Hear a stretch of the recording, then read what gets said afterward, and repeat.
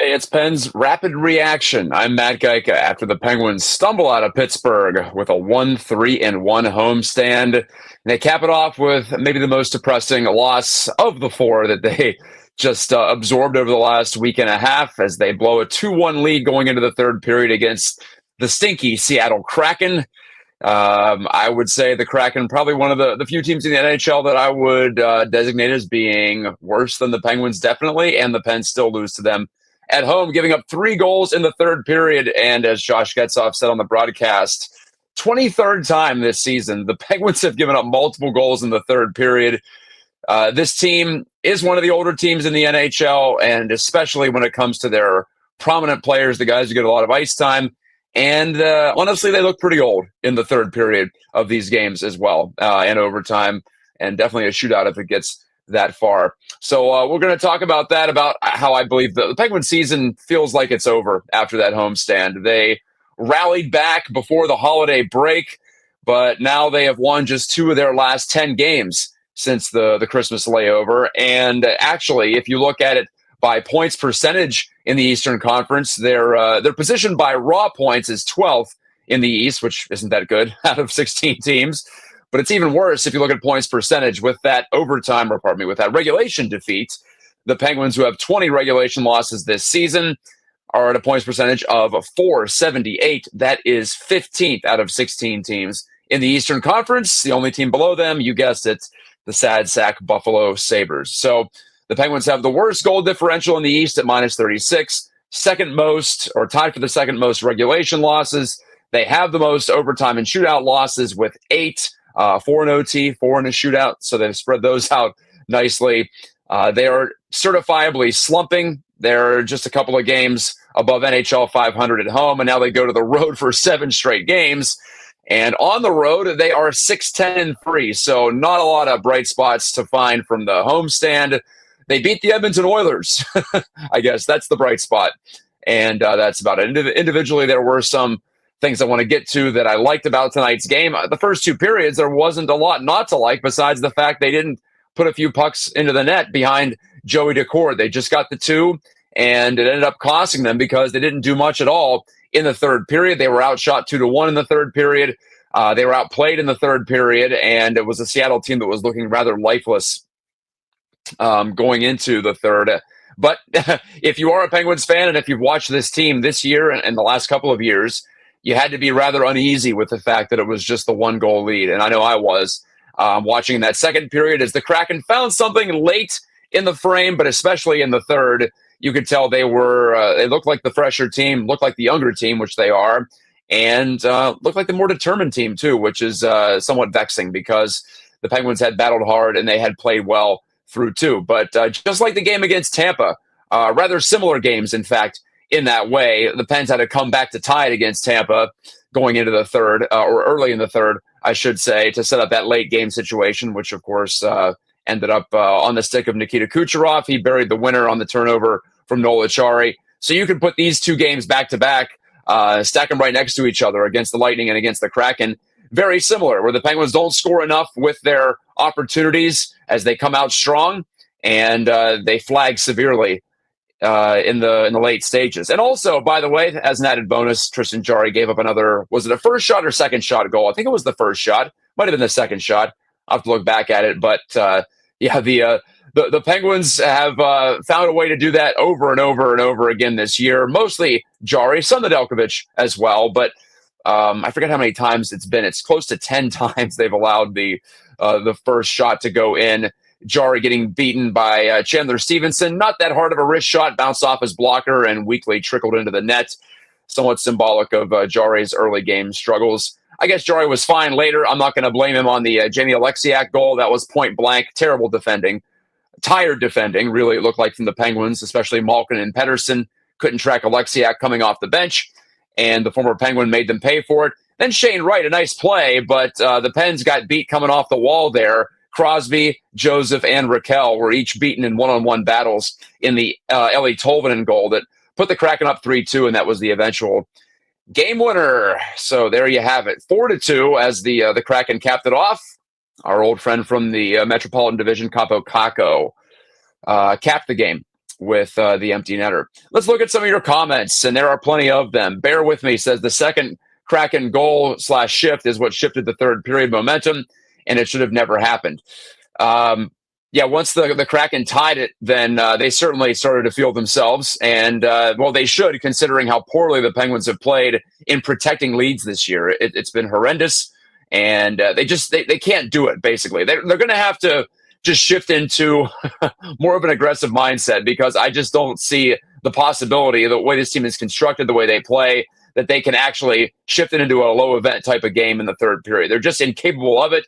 Their goalies actually aren't even good enough to even ask them to batten down the hatches once in a while either. So maybe they're best off just airing it out and playing like they're behind going into the third. Not that it even might matter at this point. We're 46 games into the regular season, more than halfway there, and the Penguins are now, well, they would be normally way out of a playoff spot. They're not way out of a playoff spot, to be honest. They have 44 points. I told you raw points makes it look a little bit better. They're 2 points behind the Columbus Blue Jackets, who currently hold the eighth and final playoff spot, the last wild card spot, if you want to put it that way, in the Eastern Conference. One up on the Senators, then it's Canadiens, Red Wings, Penguins, Flyers, Rangers, Islanders, all in this tangle just south of the playoff picture. And so if you look at it that way, yes, it's going to be hard to play yourself out of it, because it's a whole bundle of mediocrity at the bottom, well, really the middle to the bottom of the Eastern Conference standings before you get down to Buffalo. But like I said, the Pens have so many games played, 3 more games played than most of the teams they're going up against in this race. The Bruins have 45 games.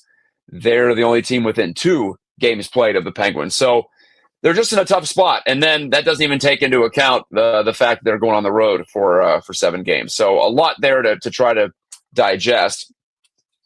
Bear with me says Jarry is directly responsible for the second goal. Failed to cover a puck on an easy shot. Okay, I could definitely agree with you there.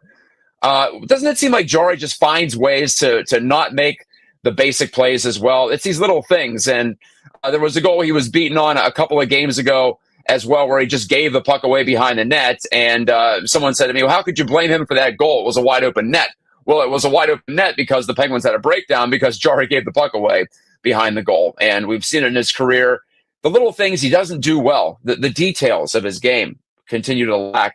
And the Kraken end up with just over, 20 shots on goal. They score 3 times against the goalie. So Jarry again found a way to put up a sub 900 save percentage evening.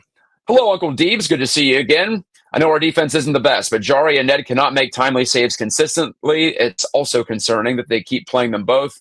And we have 2, count them 2, capable goalies in the minors.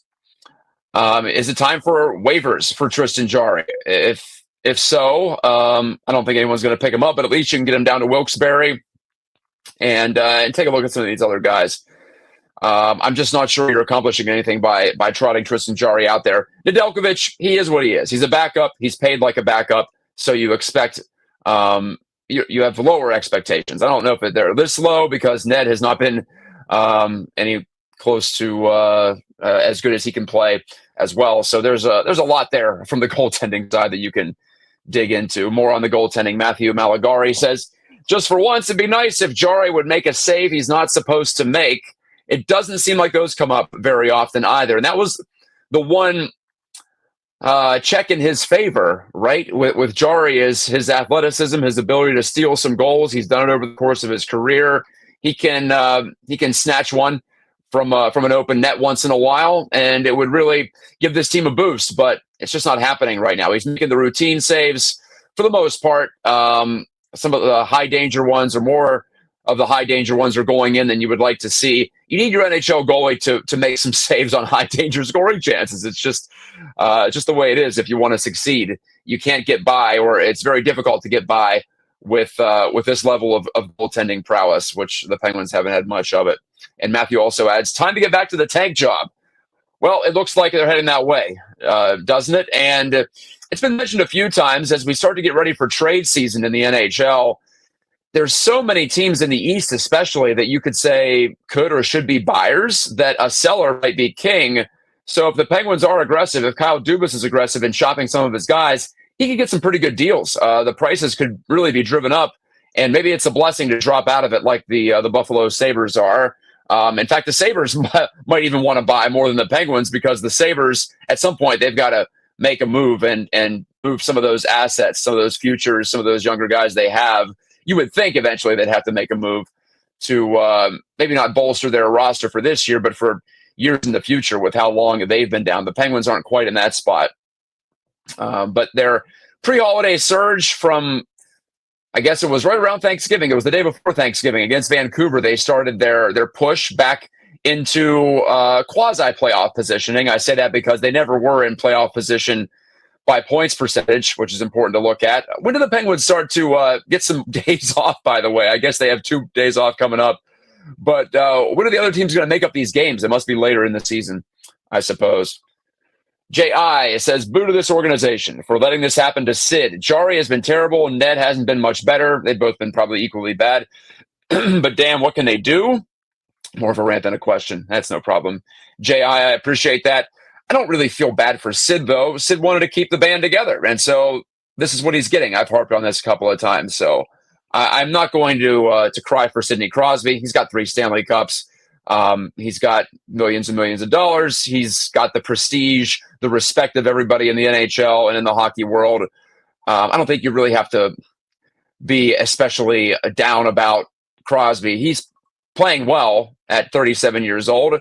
I think Malkin's playing well at 38 years old. It's been a pretty decent year, and the Penguins did miss his playmaking. It was good to see him back on the ice tonight, too. I think that made a difference, even though the Pens couldn't manage more than 2 goals. Jimmy Noma says, this team confuses the hell out of me. I wonder if it's just that simple, that they're older, and so they can come out hard and come out strong, but they just can't maintain it for 60 minutes. I wonder if it really is just that, and they're not able to maintain NHL pace for 60 minutes, especially when they've played pretty balls out the first 2 periods. I thought they were all over the Kraken and limiting Seattle's chances. They were playing keep away with the puck, first period especially. Colby Armstrong on the Sportsnet Pittsburgh broadcast called it rope-a-dope. I would certainly agree from Seattle. Not the way I'm sure Dan Bilesman wants his team to play. But for me, that Seattle roster just doesn't have quite enough depth, maybe more like the Penguins than I'd like to admit at this stage of the game. Seattle, even after their win today, they're in 13th place in the Western Conference in raw points. And let's look at their points percentage. They're actually still below the Penguins at 456. They're in 13th, or make it. No, it is 13th. Yeah, they're in 13th place, both in raw points and points percentage. So they're probably going to miss the playoffs for the 3rd time in their 4 seasons. It was fun to see Dan Bilesman back behind the bench, but methinks his only successful tenure behind an NHL bench is going to be the one that he had first in the NHL. In Pittsburgh. J.I. clarifies, corrects me on my earlier statement. It was the second shot that Tristan Jarry allowed. Yes, it was shorthanded.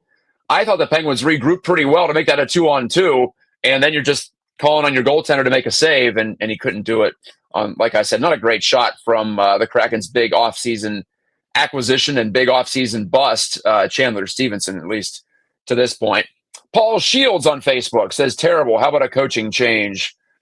I'm still of the mind that I don't think it does much, and I don't think it's really worth it. Do you really want to burn that coaching change on a team that doesn't look like it's going anywhere? And I don't really feel the urgency in the long arc of competitiveness for this Penguins team. So you squeeze into the playoffs maybe with a late season surge. Where does that get you? Does that get you any closer to a Stanley Cup? I don't think so. I know we all want to see more playoff games. It's been a couple of years, and we want to see these legends in the lineup still get a chance to hack it in the playoffs, but do we want to see them get blown out of the postseason, or do we want to see them actually with a legit rebooted team that might be able to make some noise? So I don't know about that. Paul Gauthier, 1-3-1 in the 5 home games, send Sullivan packing. Jarry to the AHL, I do agree with that, and I think that could be the easiest avenue to improvement, or at least some excitement out there for the Pens. If they are playing in front of a rookie in Joel Blomqvist, a guy they've seen earlier this year, a guy who played really well under an extremely heavy workload when the Penguins were even worse defensively than they are right now in the first month of the season, Blomqvist showed an ability to still hang in there. I recall that game at Edmonton, especially when the Penguins looked like an ECHL team against the mighty Oilers, and Blomqvist held it down for at least the first 2 periods before it got away later. Tyler Miller on X/Twitter says, we're at the point where playing some guys from Wilkes-Barre Scranton makes sense. See what you have on the farm. Hearing good things about Rutger McGroarty, and I think he has upped his game. I didn't mind Ponomarev earlier in the season, too. I know he's not a high upside type of guy, but there's plenty of players. Tristan Brose down in the AHL as well. All guys that you could bring up for at least a short stint and see if that can provide some juice. It's pretty disgusting, says Maud Makamati, that the Pens can't even beat lowly Seattle. I agree. As someone born and raised near Tacoma, I was hoping for a far better outcome on Pittsburgh's part against the blowhards up north. Are there blowhards in Seattle? I thought Seattle was kind of a chill place. I've only been to the Pacific Northwest once. I was covering the Pirates in 2016 for DK Pittsburgh Sports, and 2 games set in Seattle against the Mariners. I enjoyed my very brief stay. I was told it was quite a nice part of the year to be there early July. The sun was actually out. I'm not sure they see the sun for about 10 months out of the year up in Seattle, but it seemed like a very cultured, very fun place to live, even if it is rather expensive. What do they have to lose, says Robert Reams, by giving Jarry the boot? Maybe some trade value, although I'm not sure any team is looking at Jarry right now and saying, oh, man, if they sent him down to the AHL, that would really decrease my esteem for him. I'm sure he's being scouted left and right. I'm sure, well, I know for a fact, report from Elliot Friedman north of the border on Sportsnet on Hockey Night in Canada that Kyle Dubas has said they've got goalies, plural, available, they've got forwards available, and they've got defensemen available. So Dubas is open for business, and we might see quite a bit of movement from the Penguins once we get closer to the deadline. I don't know how the Four Nations face-off is going to affect things. Remember, that's coming up in about a month. So the NHL season is going to go on pause for a week and a half or so. Maybe 2 weeks, I think, is actually the full break. I haven't looked at the schedule for February yet, but I know it's going to take several days to get back at it, and then it'll be right into trade deadline season. So maybe it all holds off until after, or maybe teams a la Jim Rutherford like to make a move now. If I were them, I'd like to make a move now, maybe beat the market. So, man, I don't know who's going to take Tristan Jarry, though. At that contract, he's backup caliber right now, unless you're a team that's in the lottery and you're just going to throw him out there and see what he's got, and there's no consequences to him giving up a goal on the first shot every other night. So that limits the trade value. Like I was saying, though, it might give it a little bit of a downer. It might make Jarry and the Penguins look a little bit worse, when it comes to leverage. If they want to try to deal Jarry, but otherwise, I don't really see that big of a downside. Put him on waivers, send him down, whatever. So anything to try to get the goaltending going in some different direction, even if it's not entirely positive, I'm all for. J.I. says, I think the goaltending is failing them. Yeah, I think it is too. It's a combination of things, and I'm not one to say pin it all on the goaltending. I'm not one to say pin it all on the team defending, because I think it can feed off each other. It can be a symbiotic relationship. If you get a save from your goalie when maybe you shouldn't, then suddenly perhaps you're inspired to play a little bit harder in front of him. I don't know. I think that all factors in. It's all part of the intangible aspect of the game of hockey. Jason is on the tanking side of things, and it's hard to argue against that after the homestand we just watched, blowing games left and right, especially these last 2 where they just wilt late. It doesn't look like they have what it takes to hang on to leads consistently. And if you look at the big body of work here, folks, what's the outlier? Is the outlier the months of October, most of November, and January, or is the outlier December when they actually looked like a respectable NHL team? I think it's December. So just by the numbers game, by the odds, you have to say this Penguins team more likely than not is not of playoff caliber. And so with where they are in the standings, I just can't see a late season surge happening right now. Dubas needs to find a way to get Blom and some other Wilkes-Barre guys up. Yeah, so then you look at trades, right? See if there's any takers on any of the depth guys, your Acharis, your Kevin Hayeses, Matt Grzelcyk on defense, although, well, he might be worth holding on to and see if you can get more value for him because he's actually produced. He's got quite a bit of points on the board this year. I know it's weird to think about because it felt like he was really underperforming for a while, but he's come back to life in the last 6 or 8 weeks. Paul Gauthier says at this point, it looks like Pittsburgh is the home of mediocrity. Pirates, Steelers, and now the Penguins. I think the Pirates would aspire for mediocrity, but I agree on the Steelers and Pens. Steelers are in the mushy middle, as we like to say. That's the trendy term for sports writers these days for teams that are not contenders but are not quite bottom of the barrel either. And now the Penguins. You can even say the Penguins would be flattered by mediocrity at this point. Like I said, they're 15th out of 16 teams in the Eastern Conference. Let's go to some positive things. I wanted to talk about Phil Tomasino as well. Chicken a la king. That avatar makes me hungry. Late night snack, anybody? Chicken pot pie, maybe. But chicken a la king reminds me that I did want to talk about Phil Tomasino. He's been criticized lightly by Mike Sullivan in some post-game press conferences about his defensive coverage, and maybe that's why he fell out of favor in Nashville. Although looking at Nashville, they could use all the scoring help they could get. I still don't quite get that move for them, considering where they are in the standings, but I digress. Tomasino, since coming back from his injury a couple of games ago, I've noticed more effort on the defensive end, more of a want to get back on defense, to cover his man. Noticed a couple of times him bodying guys to take pucks away. So if he just adds a little bit of that to his game, he's got enough skills on the offensive end where he'll definitely be a value add proposition for your lineup. So that remains, I think, a promising pickup for the Pens. I'm enjoying that aspect, and maybe play him with Malkin. I guess I get putting him down the third line to give that third line, in theory, at least a little bit more scoring punch. And they had a couple of decent shifts. I think they had the only decent Penguin shift of the third period, in fact, was the Hayes and Tomasino combo in particular. I believe, no, it wasn't Glass because he was with Malkin tonight. I forget who it was on the other wing, but at any rate, that was the one shift where I thought, hey, the Pens might hang on to this one. But of course, it did not pan out. Let's go to some new faces on the comment section. Bob's Comics.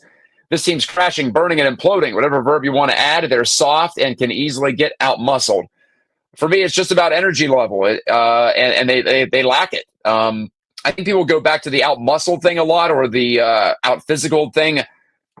Hockey, for me, especially nowadays, it's a legs game. It's not a brutal game anymore. It's about, do you have the legs?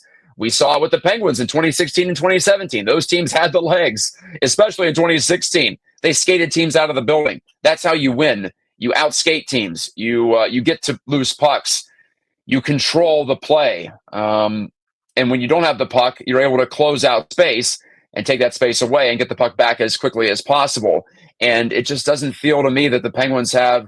It's not even really about raw speed either. It's more stamina for me. It's the ability to maintain or at least keep the level reasonably high late in these games. You saw it. The Penguins didn't have much of anything. When they fell behind 3-2, there was still a lot of that third period left. And did they get any real scoring chances after that?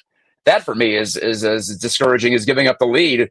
They didn't have the ability to generate anything. And I know Malkin's coming back from an injury, maybe not feeling quite as good as he usually does. He lost a couple of pucks in the offensive zone that maybe he normally wouldn't. So you give him a minor pass on that. But Crosby didn't do too much tonight. He took a hard cross check from Adam Larson. I was glad to see him come back because I was fearing whiplash or some sort of head injury. And you could tell Sid was pissed when he went off the ice, too. It was penalized. The Penguins scored on the delayed penalty. So I guess they made the Kraken pay in that way. But overall, fairly quiet night for 87. And just the way the Pens are constructed, they don't have enough depth to survive that many quiet nights for their top two centers. And I think it really was for Crosby and Malkin. Is this true? Malkin's house was robbed tonight. I didn't see that. I have to check out my news feed when I get off here.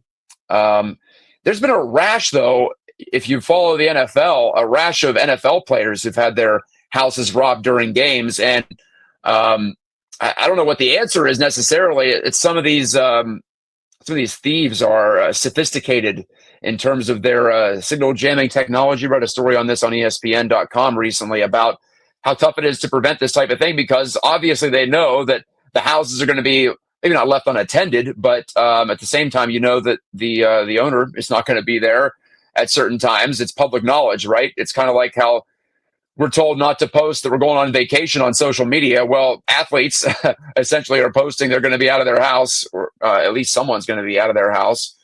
And so maybe some more security measures are going to be in the offing, but that's crazy if that did happen. Hate to see that come to the Pittsburgh area and to the NHL in general.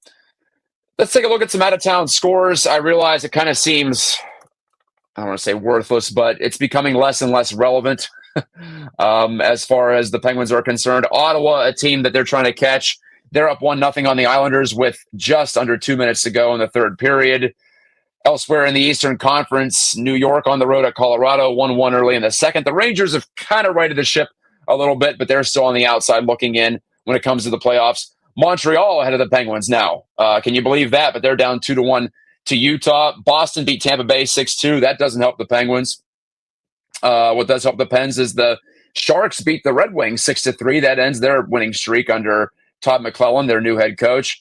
Capitals win, but they're uncatchable. They're at the top of the Eastern Conference standings. And the Blue Jackets, well, this is doubly bad news for the Penguins. The Blue Jackets won 3-2 in a shootout against the Flyers. So both teams get a point. The Jackets get the extra point. And let's take a look to see. The Jackets actually, I think right now, are in a playoff spot. They have jumped ahead of the Ottawa Senators with that win. The Jackets in fact, they're seventh. What a story. The Jackets are in seventh in the Eastern Conference in points percentage.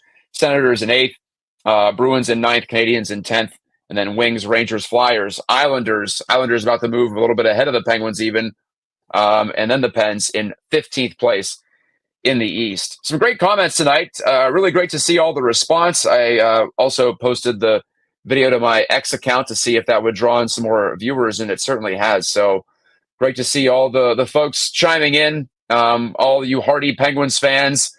Like someone else said, I forget who it was, tough times in Pittsburgh at the moment. No one's going to cry for us. I currently live in Michigan, so they're really enjoying the Detroit Lions. I'll put it that way. And, of course, they had the Tigers playoff run. But whenever I think about complaining about Pittsburgh sports teams up here, I quickly bite my tongue because I realize how much of a douchebag I sound like when I do that. So I try to avoid that sort of thing. But I'm with friends here. I'm with like-minded individuals, followers of the black and gold. So I feel like we can all complain, and we don't feel like we're being idiots here because, hey, we're used to success. The standard is the standard, as someone once said, and the standard is not being met. It is very frustrating. And like I said earlier, I just had a sense of dread throughout this game because the Penguins had the lead for much of it. They fell behind early, but it just felt like they were in control. But the problem was, and if you've watched hockey for any period of time, you know this feeling, the sinking feeling that we're dominating this game, but we are not getting enough goals on the board. And eventually, the other team's going to have some pushback, and boy, did Seattle ever push back in the third, and the Penguins capitulated. 3-2 your final, or pardon me, 4-2 your final. Felt like 3-2. Might as well have been. Ellie Tolvanen, the game winner. The Penguins got goals from Phil Tomasino and Brian Rust on a delayed penalty. Tristan Jarry, again, rather porous in some key moments. I'm not really going to fault him for the game-winning goal, but as a commenter mentioned, he gave the puck away, or couldn't freeze the puck, I should say, on the tying goal. And the first goal of the game I thought was at least somewhat soft, even though it was a two-man rush coming into the zone with speed for Seattle. So a lot there, a lot of the same there for the Penguins to deal with. I'm going to be curious to see what the post-game locker room looks like. Make sure to check out Dan Kingerski's coverage from PPG Paints Arena. He's got all of it at PittsburghHockeyNow.com. I'm not sure if Dave or Shelley is there as well tonight, but neither here nor there. They're both on staff too, providing some written content. Kingerski's on the road for all 7 games coming up, and the Penguins have a road trip. Boy, do they ever have a road trip on the way. 7 games away from home. They've got Buffalo and Washington this weekend, Friday, Saturday, back-to-back. Then it's out west, Kings, Ducks, Kraken, Sharks, Utah Hockey Club before returning home at the end of the month. I hope to have at least one show, maybe a couple from that road trip. It's a lot of late games, so I have a job that forces me to get up rather early.